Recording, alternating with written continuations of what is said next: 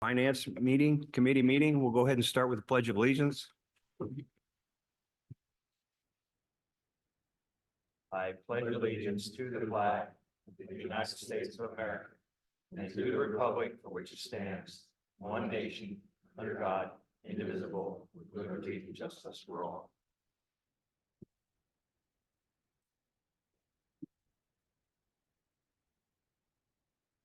I don't believe we have any speakers, correct?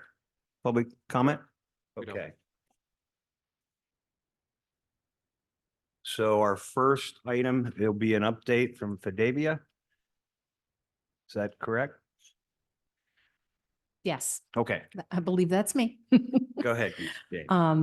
So good evening. I wanted to first talk to you about what we're doing with the feasibility study. So since the presentation of the feasibility study by Breslin, we have been in contact with Fidavia. Fidavia is the general contractor that we had moved forward with, and they would oversee any projects that we would be doing.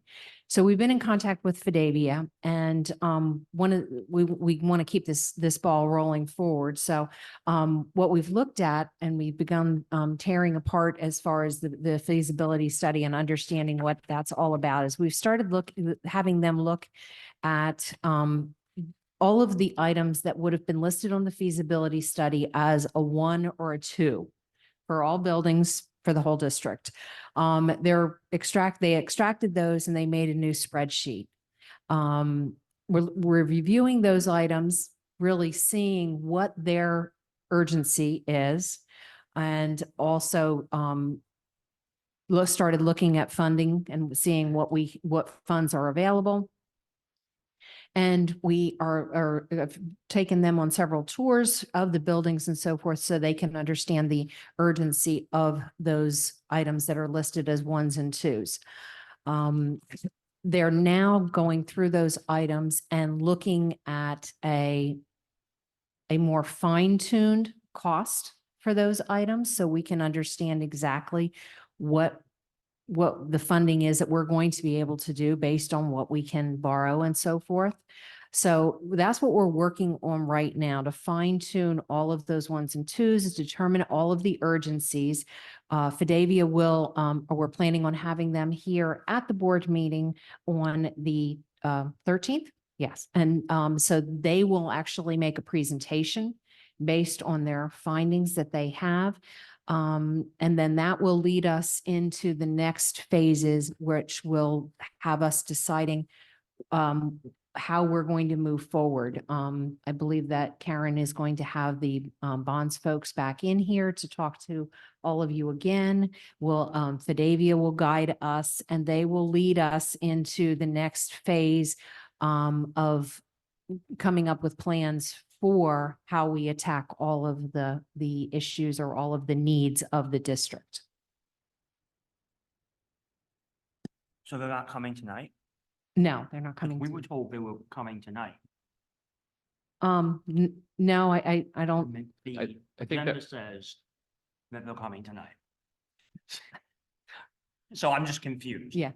There was some miscommunication with that. I'm sorry? I said, I think there was some miscommunication with whether they were coming or not. Okay. Obviously, it is what it is. I guess my thought would be that the committee meetings are designed for the sort of in-depth presentation that they're going to give, not necessarily the voting meeting. Correct. Unfortunately, they don't have the time to have it ready for tonight. I'm sorry? They didn't have the time to have all of that ready for tonight's meeting. They will have it for the 13th, and then we're going to revisit it at February's Buildings and Grounds meeting. Okay. When did they notify us that they would not have everything ready? I believe it was last Thursday. Okay. Thank you. And it was also, I would just want to add in, there was also discussion with us in terms of trying to find the right time. And since they weren't ready and we asked for some additional information, we thought it was appropriate to wait until the 13th. I do have one question related to looking at the 1 and 2s. Do you anticipate those categories being changed at all, from being more urgent or less urgent? Or you think pretty much, what we got from a feasibility study is pretty going to stay? No, the I same? think that the ones and twos were pretty accurate from the feasibility study. And that's what they've extracted from it. If there were any of the ones and twos on the feasibility Mhm. study that were not quite as urgent, I think those have been removed at this point. But I think they were pretty much, the other ones and twos were pretty accurate from the feasibility study. We don't anticipate any threes or fours becoming a 1 and 2 at this point. Not at this point. Okay. Never Could- know when to could- start digging No, in. I hear you. That's Yeah. subject to Okay. change. But at this point, I Mhm. don't anticipate that. So when they come back, they're going to they're going to have refined cost and an extracted list for us, and we'll get copies of all of that.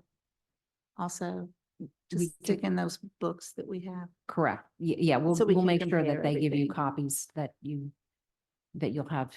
Yeah, I hope to see those lower costs. We hope. Okay, that's all I had. Thanks. But construction costs aren't going down, unfortunately. Nothing is going down. We know that, but hopefully maybe a better estimate. Yeah, shall one we of say. the things that they have shared with us is the construction costs for the most point are leveling off. They don't see them Mhm. coming down, but they do see them leveling off, and don't see them raising as high as they had been. Good. Yeah. Thank you. The other thing that I wanted to talk to you this evening about, just to kind of give you an update of my preparations for this coming summer 24, and the work that Can I we're make doing. one comment Mhm. before we move on? So I did join, I was at a meeting last week with Mrs. James, Mr. Bomersky, and a couple people from Fidavia, a couple additional highlights. They are pulling a lot of contingency out. There was the cost that you saw had some numbers that were higher, so they're going to get to the real costs. And I believe with all these ones and twos, Kim and Karen are going to be putting together a proposed strategic plan with input from the board. So, and the big elephant in the room is still out there, potential new or renovated high school. I think as we go further, we're going to be digging into that more. I believe, did you say anything about Raymond James coming in here again Yes, Okay. Karen. to is work- see how much could we borrow? And we're going to be making some major decisions here in the next couple months. So They're coming in February? Is that what you said, Kim? We'll have them in at some point once we know what You'll it have is that the we're doing, information so for we know us. what we need to finance.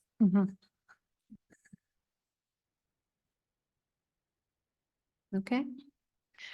So as I was saying, I just wanted to give you an update on preparations for the work for summer 2024. If you recall, the big projects for next summer are the Landisville Middle School and Landisville Primary Center boiler and chiller updates. And with that, we had talked about the underground oil tanks that we have there. And so we have a bid out right now that to have those tanks removed. The bid opens, we have the bid opening tomorrow, so that we'll take a look at that tomorrow. We're not having a lot of interest in it, but we have had some. So we will do the bid opening tomorrow, and then we'll do a presentation for you to select the contractor to have that done. was there, I thought we had a bit of discussion on that. There was some options we were looking at, or am I remembering that incorrectly? Did we decide to definitely remove the oil tanks or not? I thought we had some back and forth and some options. Am I remembering that incorrectly, or we just decided we're taking them out? We decided we were taking them out because of the hazard they pose Okay. by being left in the ground. Right. Yeah, it's really in the best interest for us to Risk. take them out. If we were to not take them out, we run the risk of at some point, and there is no leak that I'm aware of at this point, but we run the risk that there could become a leak, and then that leads us into a whole avenue of mitigation and things like that. We would have the yearly cost for that we pay the state for the underground tanks, so that we wouldn't have to pay that any longer. Did you say there's just one bid out there, or is there going to be multiple vendors bidding on this? Well, there's a bid out there and vendor, it's been advertised and, but we have not seen a lot of interest in it, but that's not, we don't know, for sure how many bids we're going to get until We think we'll tomorrow. get at least two. I hope so. I don't like getting one because then you don't know if somebody could do it cheaper. So, okay, Yeah. thank you. The other project that I'm working on, of course, is, as in the past couple of years here, working on a concrete and paving project. The concrete and paving would occur at our Roarstown and our Mountville elementary schools, and this would include any concrete issues, any parking lot paving issues, playground paving that has to be done. These have all been, at this point, they've all been inspected by a member of ELA, and a bid packet has gone out. The bid is then, it's coming in on, we're opening that on the 20th of February. So those results will also be presented to you at a later date, and we'll that'll be voted on to move forward with that. I'm sorry, maybe I zoned out. Does that also include sidewalks? If there's any issues with sidewalks, those have been evaluated at those two Mhm. buildings, and just like we have in the past years, those would Okay. be taken. And care any exterior steps like at the landing Right, docks and of, stuff, right, all of that, any dock areas, all of that sort of thing. all inclusive. Yes. Thank you.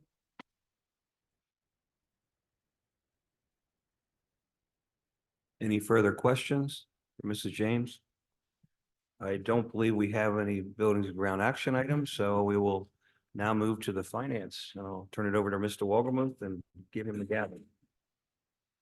I don't need the gavel, but that's fine. I'll call the finance meeting to order. And we're going to start with a presentation on a preliminary budget presentation on the revenue from Mrs. Hall.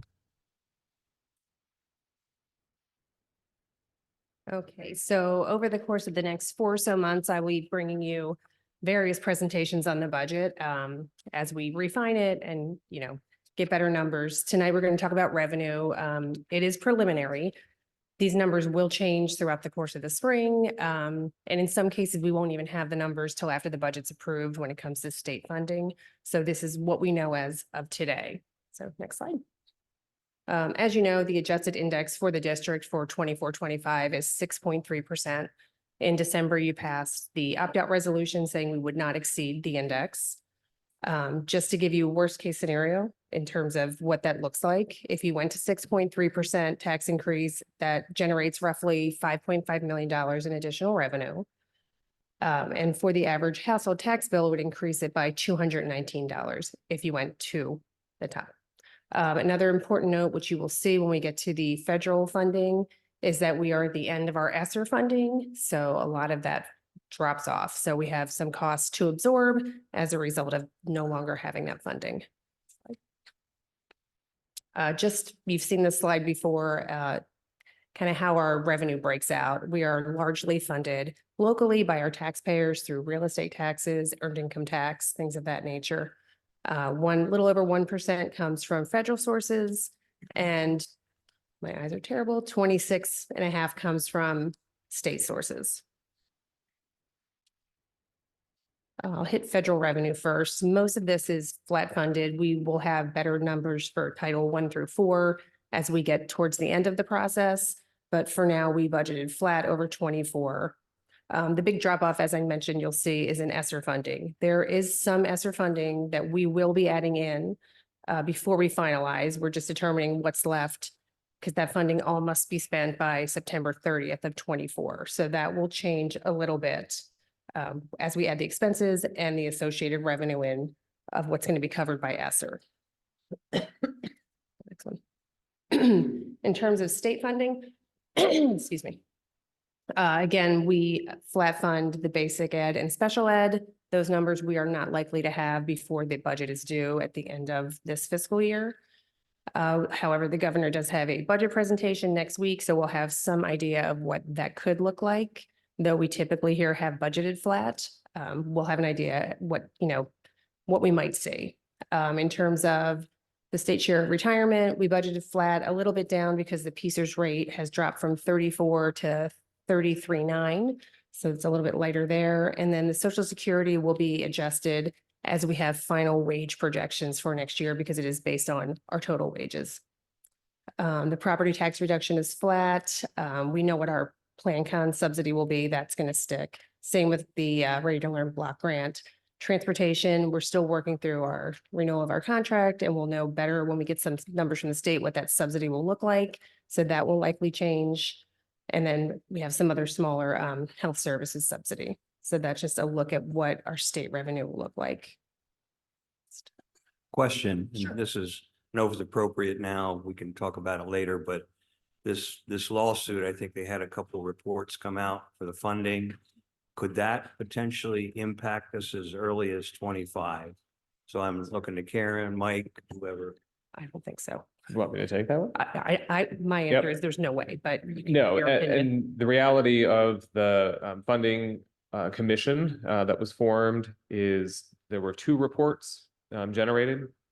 The report that was passed was based on the majority of the individuals who were part of one party over the other. That's the report that passed. However, there is no provision within the commission or the requirement of the commission to actually have enforcement of the recommendations. They're simply that, recommendations for the legislature and the governor to consider. And so while all of the hearings were done, it was simply fact gathering, and what the legislature and governor ultimately decide will determine kind of the next step. And whether or not someone chooses to challenge that or say what they did was not adhering to the judge's ruling or whatever, that's for the individuals who are part of that suit and or potentially other ones to consider. But as of right now, we don't expect anything different. Other than, as Mrs. Hall noted, we did get additional funding last year after our budget was passed. So you see a little bit of an increase there on the basic ed. But we're keeping that flat because while we're hopeful there's additional state dollars, given that currently ours is 26% and change, that there should be more, but there is no requirement of that commission or for the legislature to take all of those recommendations and put it into the budget. Have you looked at either of the reports yet? I have.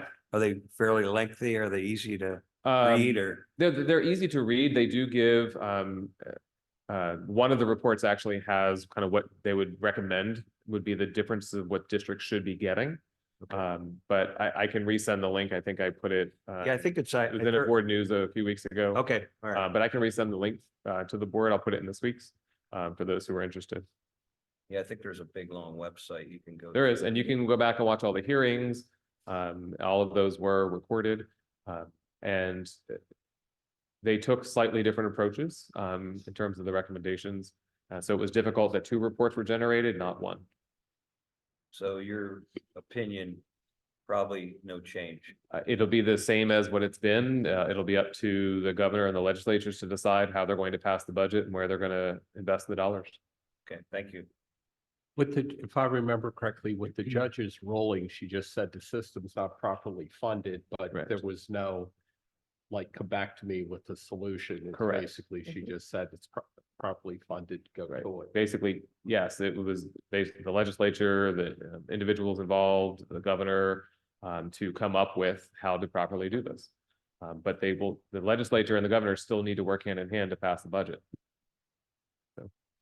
If they made some of these changes they're suggesting, you think it would benefit Hempfield or hurt Hempfield? Yeah, I mean, the one report noted that we would receive additional dollars over a set period of time to kind of close the gap. And then from there on, it would be actually, I believe it was this past year's basic ed subsidy for all districts would be the new baseline. It would not go back to what it was either in 2011 or 2013, the current baseline. So they bumped it up. And then all new monies would be factored in as a starting point from your current baseline after you got the money to close the gap. And I think we were potentially slated in one report to receive 1.8 maybe million extra that sounds a about year. The The whole hold harmless clause, would that likely be eliminated? That was all part of the discussion and the Okay. impact of whether if they, if they remove that and what that would do to districts, who, would have that negative impact. And so what they looked at was trying to find a way to close that gap over, I believe it was a 7-year period. I'd have to go back and look at the report.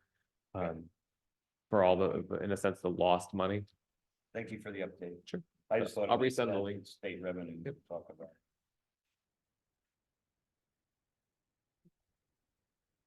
Next slide. This is just some historical perspective on the increase in basic ed and special ed funding. Over that course of 8 years, it's gone up 3.5% and 4%. A lot of that was driven by last year. We had a pretty significant increase in our basic ed funding, 13.9% and almost 7% in special ed. Other years has been 1 and 2. So that's no guarantee we're going to continue to see that, but just to show you the trend of how we've been funded by the state. Next. So this is our local tax revenue. So based upon our current December assessment values, that is what we're looking at in terms of real estate taxes at our current millage rate. And we've done some projections on what we think we're going to see in terms of interims and transfers, delinquent, and then the earned income continues to be strong. We'll have updated numbers from the county on that as well as time progresses. We have seen historically the last 2 years that our assessed values continue to increase through the spring. So that will probably drive that real estate tax number up a little bit as well. So, Mrs. Hall, just to be clear, what you have up here would be assuming a 0% tax increase. Correct. Yes. And it would only be organic growth through millage or through new construction. Yep. Things like that. Yes, Okay, exactly. thank you. Mhm. And then we have a handful of other sources of local revenue, interest on investments, which has been really strong for us the last year. We're projecting, at this time, we'll see what happens between now and when we have to finalize in June, about 1.8 in interest revenue. We make some money off of facility rentals, athletics, stage productions, and our marketing agreement with Market Street Sports, among a couple other things. That kind of makes up the rest of our local revenue, which is largely driven by real estate taxes. In terms of total revenue, this is what we are looking at preliminarily for 24-25. I will note that the actual for 23, it's higher because there's a number of things included. The federal is significantly higher because we had so much ESSER money. And there's also a number of things we don't budget for either on the revenue or expense side, that being like foundation grants and things of that nature that do come into play in our financial statements, but we don't budget for them because we just don't know what they're going to be, but they're a wash, they're in and out.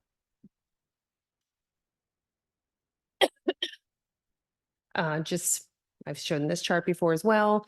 The top line is your adjusted Act 1 index, and the blue line is where thank you. The blue line is where we have raised taxes in relation to that over the last 10 or so years. Next, in terms of next step, we're going to continue to refine the revenue projections as we get new information. As I mentioned, the governor's budget address is next week. We will be determining the use of the remaining ESSER funds that need to be expended by September 30th. On the next, the February Buildings and Grounds Committee meeting and Finance meeting, I'll present an update on what our expenditures are looking like for next year. And then on the 12th, we'll have our first full picture of revenue and expenditures in a preliminary final budget. That's really it. Any questions? Okay, thank you. All right, hearing no questions, we'll move on to the next. Oh, go ahead. Since salaries and benefits are the single biggest cost driver in our budget, and since we don't yet know what our contract's gonna look like come July 1st, how are we baking that uncertainty into our expense projections? Right, so we are building it in based upon the guidelines provided by the board to the negotiations team. Okay. So that's how, without being very specific about how that's going to be put Sure. in. No, but it's accounted for. Okay. All right, any other questions for Mrs. Hall? Is Richard on the line? Any questions, Richard? Mr. Garber? No, I'm good. Okay. All right, we'll move on to the next item, which is your Lancaster County Career and Technology Center's preliminary general budget. There had been some board members that asked to see this, so I don't know who wants to take the lead on this. I don't know if that's you, Mr. Keener. But feel free to take the lead on this. I know there was some requests to look at this. Sure, I don't have a lot to offer beyond what is in here. I guess probably the best thing to do would be to answer questions that people have, and I'll do my best to answer them. If not, we can certainly connect you with the appropriate members of the administration. But as I discussed in my report at the last board meeting, this does represent a 5.3% increase in funding from each of the sending districts for Hempfield. That works out to right around $200,000. We are the second largest contributor of the 16 sending districts, behind only Penn Manor. Penn Manor gets both because they send so many students. We get second because we send a lot of students and have by a significant margin the largest tax base in the county. So those factors result in us being a very significant contributor to the CTC and the good work that they do. But the 5.3% is 5.3%. I frankly think that's a lot. And in my opinion, the CTC needs to continue to do a better job of carefully stewarding resources, making sound collective bargaining decisions, and all of that, and those discussions are ongoing at the JOC level. So I guess I'm happy to answer questions that people have around specifics in this budget. Is the majority of that due to personnel costs? Yeah, it is. I mean, it's a valuable program, so obviously, we want to participate. And if we have students that don't really fit the mold for something else and want to go into these type of Yeah. careers, it makes sense. I agree with you, Mr. Keener. I mean, I would expect fiscal stewardship and responsibility and operational excellence regardless. So if there's things that we can do to be helpful in that, let us know. But in the big scheme of things, this, even though it's a lot, it is what it is, kind of. Right, and frankly, Mr. Waldman, I agree with you. I mean, we'll make it work. I just continue to emphasize on the JOC and to the administration that just because these numbers aren't particularly large doesn't mean that we don't still pay attention to them, and that they have the same obligations to be good stewards that each of the sending districts do. On a positive note, our students continue to thrive there. The last JOC meeting was this past Thursday. I was actually attended virtually. I was out of state, but 2 more Hempfield students received recognition as Students of the Month, and I'll update everyone on that at the next voting meeting. But our students do well there. I mean, they get really good training in critical high-demand careers, and it's a great program. They just need to be more judicious about how they spend money.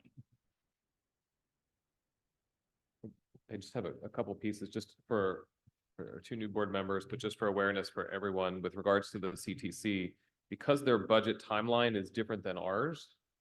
By approving this now, it automatically then falls as an increase in expense or budget, regardless on an increase standpoint.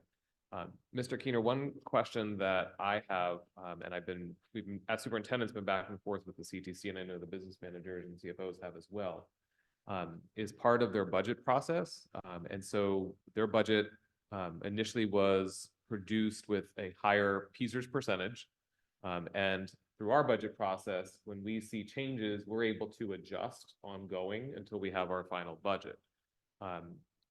Their PSERS number in their current budget that's being proposed before the JOC is a higher percentage than what it will be for the actual 24-25 school year.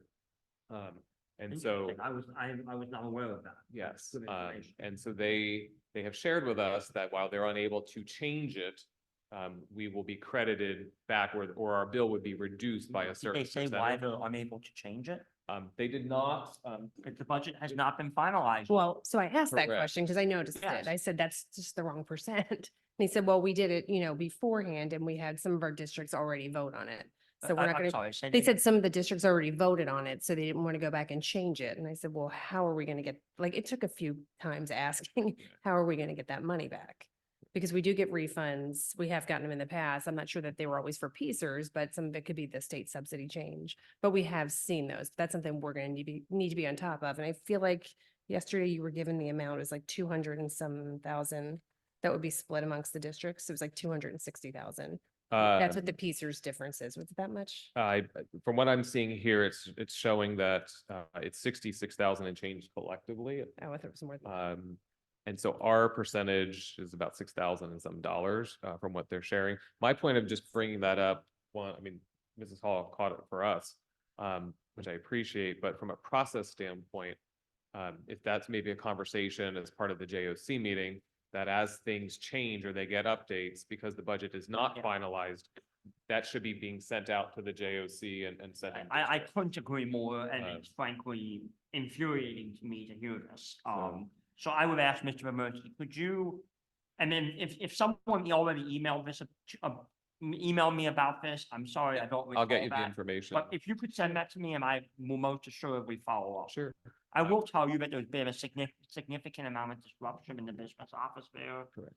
The last two business managers, the first one resigned last spring. The person who was hired to replace him did not work out. He just resigned.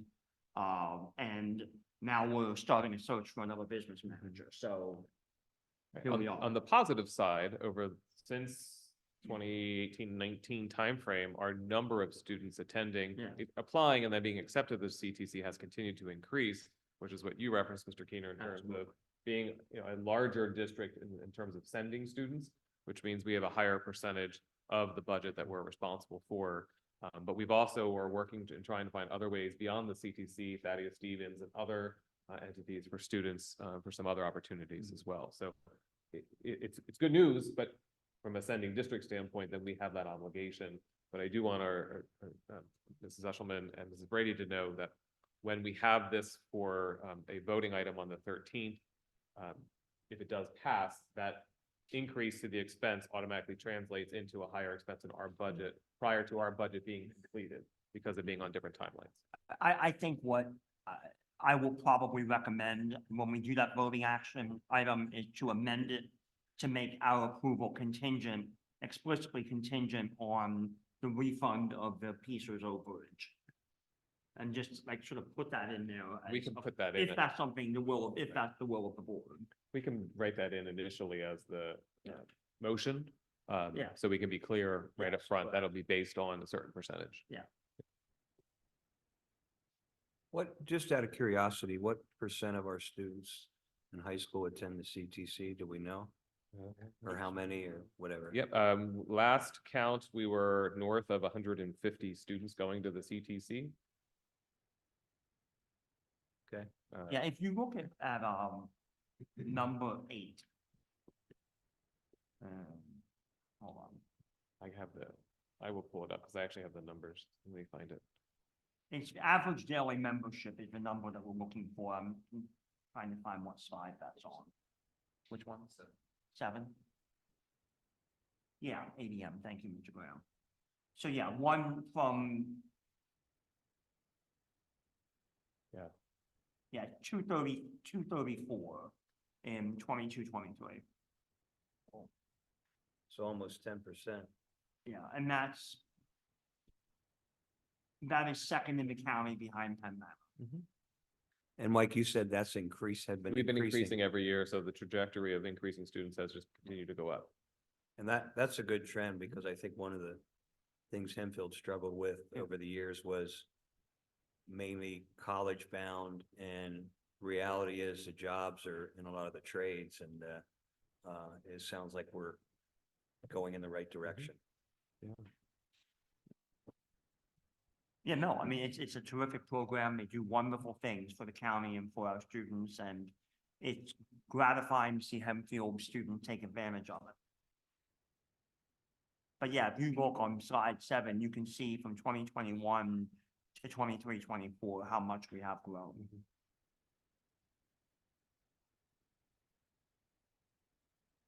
Any further questions about the CTC? All right, if there are no other questions, we'll move on to 5C, which is the preview of the contract scheduled for approval in February. There are a lot of them here. I guess my question would be before it's open for discussion, would be, are there any changes to any of these, and should there be any changes to any of these? And is anybody going to take the lead in reviewing any of that? Because I'm not prepared to do that. Well, so Mr. Graham's going to cover his in his presentation. That's Yeah, next. The first five are Yeah. online, which is the next. Okay. presentation. Which is the All bulk right. of them. Yeah, so we'll have those, and then Market Street, that's money, that's revenue coming in. And Mrs. Burkholder has already reviewed that. Renaissance, we shared in board news, that is no cost. And then we have graduation contract with Stray Productions, which we just received, Same thing. which is the exact same cost as it was last year, no Oh, increase. nice. Yep. Any questions about these contracts? They will be on the agenda for approval in February at the regular board meeting. I did have a question about the graduation number 8. Mhm. Does that include all the big screens? and Everything, yep, the stage, the screens, the sound, the chairs, setup of the chairs, does not include our teams, Mrs. James' team's cost, hourly rate, but everything that they're bringing in, the Okay. flooring, everything to cover the turf, things like that, yep. I know for some reason I thought that cost was a lot more. Uh, So I was happy to yes. see that it was only 38, and I hope that that was in fact Yes. just the cost. That is for their portion. For theirs, yes, Yep, of course. yes. Okay, thank you. I may have gotten into the weeds a little bit too far, but when I was looking at that, the number of chairs that were reserved were 2,200 Yes. chairs? Oh, are we seating people on the field now Yes. as well? Okay, Yep. I'm still thinking of the days of 2. Yes, no, it's Okay. very different. Stage, our students, and then down the track and behind our students, family, Okay. and friends, and then the stadium seating, family and friends. Yep, My it's last wonderful. one was at F&M, so. Absolutely wonderful. Yep, as long as it's not raining. And this contract is still 2 days, day, it's supposed to happen in rain date. and that's- Yes, they come on Tuesday to start setting up. They will be ready for us to do actual graduation practice on the field Wednesday morning. Graduation would be that Wednesday night. And then rain date is that Thursday. So we will be either getting wet or waiting till the rain and storms pass, or enjoying the sun. I'll go with the latter So moving forward, we're going to stick with the stadium. for right now. Sounds good. I like it. That's it. Unless the weather pattern changes. Correct. We don't vote for that. All right, are there any other questions about those contracts in 5C? And then we'll turn it over to Mr. Graham to review his. Any other questions? All right, the floor is yours, Mr. Graham. Thank you. As I mentioned, the first 5 contracts there are all related to E-rate, which is a yearly process that we bring up for you here in the spring to sign off on. So just to give you a little bit of background, if you're not familiar with what E-rate is, it is a federal program that basically reimburses schools and libraries for telecommunications services and equipment. Based on the district and or library, there's different ways of calculating discounts for schools. That is typically based off of the National School Lunch Program data or new this year, or maybe it was last year, the community eligibility participation numbers. That basically, there's a formula that they use to calculate the discount that you get on equipment and services. If you've ever looked at your phone bill and seen the lines for miscellaneous government fees and taxes, one of those feeds into the Universal Service Fund, which the FCC administrates, and that is where E-rate for the entire country is paid out of. So your phone bill is paying for part of this. Previously, Hempfield was reimbursed at 60%, but by the district moving to the community eligibility program for the entire district, this year we went from 60% to 80%. Which means that for every dollar we spend on network equipment or connectivity, we get 80% or 80 cents back from the federal government. So this has been a very successful program. It's been around for quite a while. At least we've used it at least since the year 2000. I think it predates 2000 by a couple of years, but we have used it to great effect to maintain our network and the services here. Really quickly, why we're coming to you now with some items for next school year is really just the way that the FCC stipulates the process. There is a bidding component that goes into all of the equipment and services that usually occurs between November and January. In the January timeframe, we evaluate those bids and look at what came back. After the board approves those bids, the paperwork is then filed with the FCC, who gives final approval or guarantees reimbursement, I should say, based on all of the numbers we give them, the quotes, the bids, everything like that. That usually occurs in April. And then anytime after approval, typically in July in the new fiscal year, we then submit orders. Invoices get generated when equipment gets delivered or services are delivered if it's a communication circuit. And then we submit those invoices back to the FCC and they cut us a check at the end of the process. So it is a fairly long drawn out for each fiscal year. But again, it's a significant amount of money we get back every year through the process. Before I get into the contracts, I just wanted to do a quick reminder. We are talking about networks and telecommunications, and I think oftentimes we immediately jump to internet access, which is obviously a component. It is something we do get money back on through this process. But when we're talking about the network inside the district here, there are a whole myriad of other services that rely on connectivity far more than there used to be back in the day. As you can see up there, I have quite a few things listed, everything from the curriculum access you may be normally thinking of to phone service, 911 dialing, the projectors in all of our classrooms, the security systems, cameras, all of the applications that our business, HR, payroll, food services use. And that's not just here in this building, that's all the way down to things like the point of sale terminals and cafeterias. Some other little known items that also rely on our network and connectivity are over there on the right, whether it's our nurses bringing up medical records, lunch counts going electronically to the cafeteria, or even our school buses. All of the radios on our buses work off of digital repeaters that are scattered around the district that rely on connectivity on our wide area network to communicate back and forth with each other and back to the bus depot and the transportation office as well. And obviously all of the heating, air conditioning controls, building automation systems and security, that is all riding on the network as well at the same time. So the contracts that are on here are broken out. E-rate breaks things out into two different categories. The first one on there, or at least the first one I have listed here, is a category 1 service, which is network connectivity for the bus depot up on Harrisburg Pike. We have always timed this contract with the transportation contract.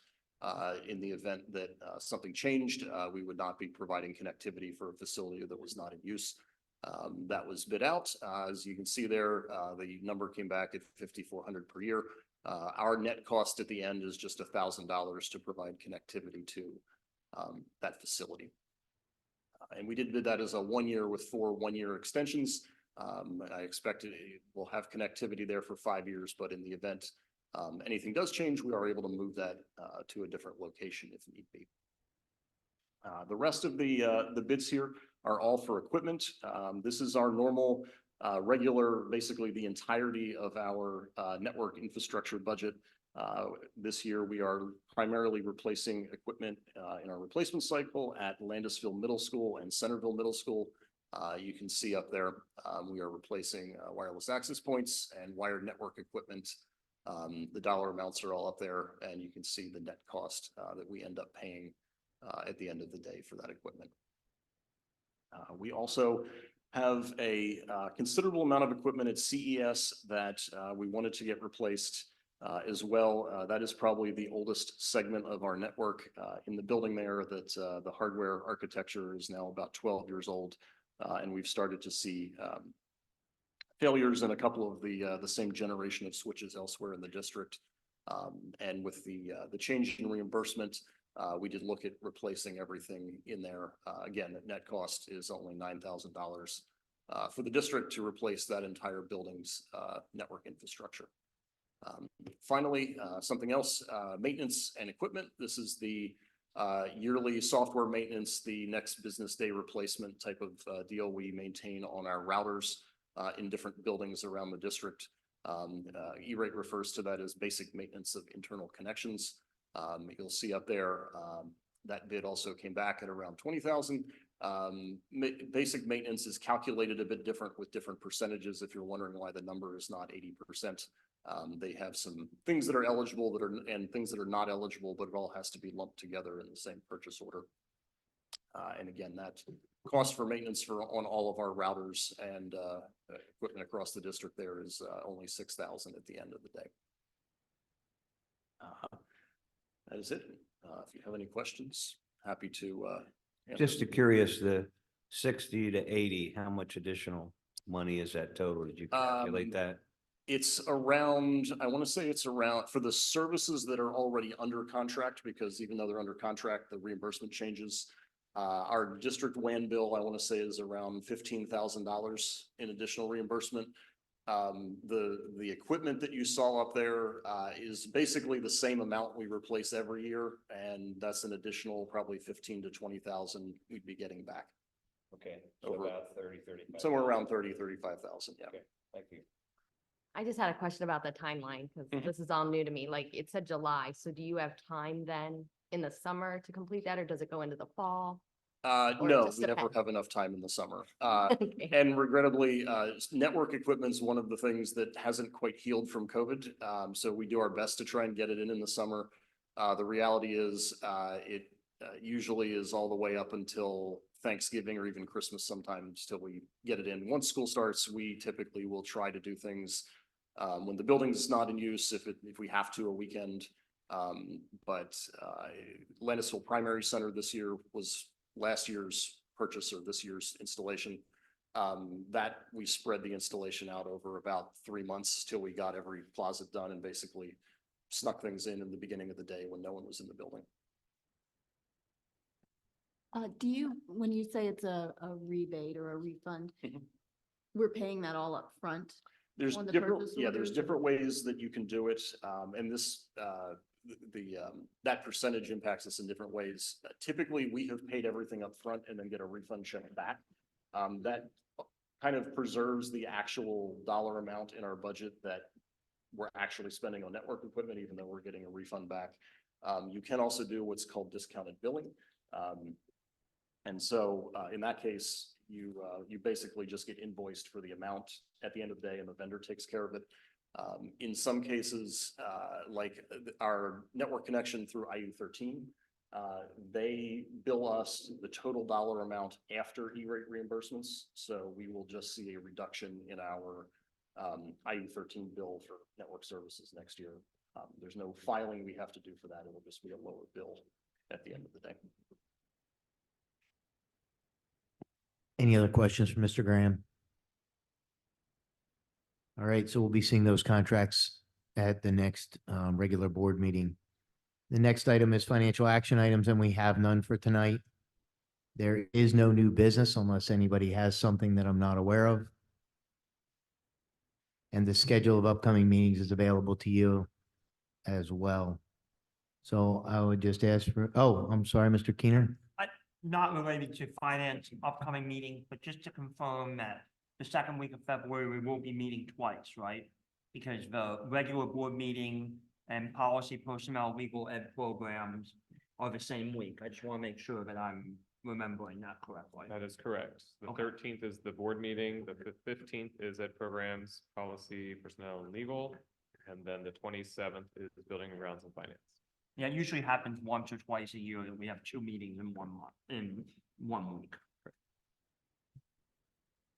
Any other questions? If not, I'll take a motion to adjourn. So moved. Second. All right. Thank you very much, everyone.